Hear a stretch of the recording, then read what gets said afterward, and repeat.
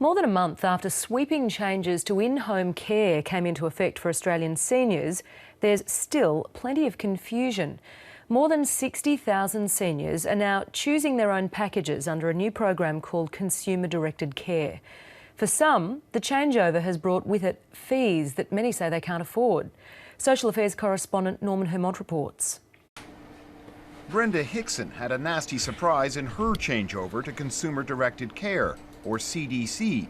She's being told to pay 17.5% of her aged pension, nearly $70 a week, towards her care. That won't leave much for everything else. I will have $320 a week to pay rent, electricity, gas, clothing, all the medications.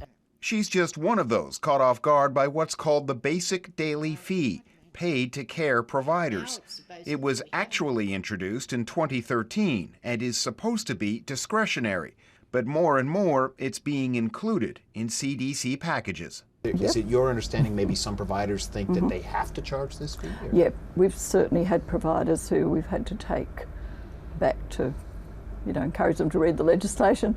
Consumer-Directed Care has been a huge story for the senior newspaper. And we were actually surprised that the providers and other organisations seem to have left their run fairly late as far as explaining to people exactly what's going to happen.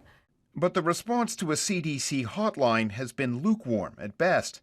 It's taken only 115 calls and resolved 51 cases from the estimated 66,000 people moved on to Consumer-Directed Care packages. Those numbers don't surprise Brenda Hickson.